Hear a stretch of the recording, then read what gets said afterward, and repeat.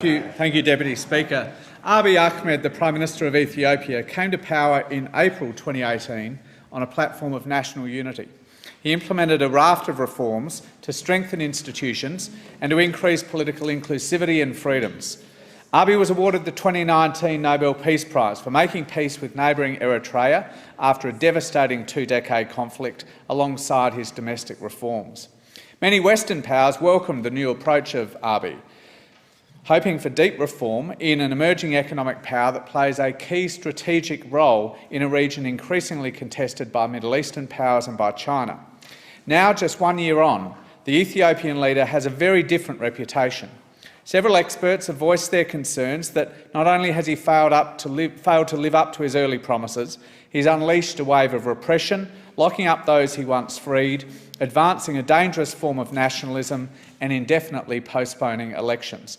The most vocal unrest was in the Ethiopian state of Oromia, where there have been waves of protests since the killing of a popular Oromo artist and activist, Hachalu Hundessa, in Addis Ababa, the capital. An estimated 180 people died in the violence, some murdered by mobs, others shot by security forces. Private property and government offices were set alight or damaged, and several thousand people, including opposition leaders, were arrested. The government says Hachalu was murdered by Oromo nationalist militants as part of a wider plot to derail its reform agenda, an accusation rejected by the Oromo community. These same Oromo nationalists have since joined the opposition, accusing the Prime Minister of planning to replace the ethnic-based federal system with a more centralised state. Tragically, with all this unrest, Ethiopians are experiencing a turbulent transition.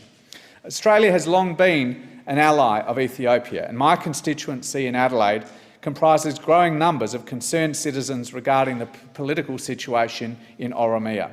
The Oromo members of my community have asked me to request communication between the Australian Government and the Ethiopian Government to ensure the safety of all Australian citizens currently in Ethiopia.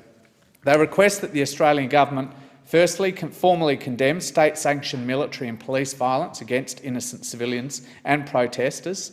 Secondly, demand the immediate release of all political prisoners and an end to unlawful imprisonment. Thirdly, demand an immediate end of illegal military command posts in Western and Southern Oromia.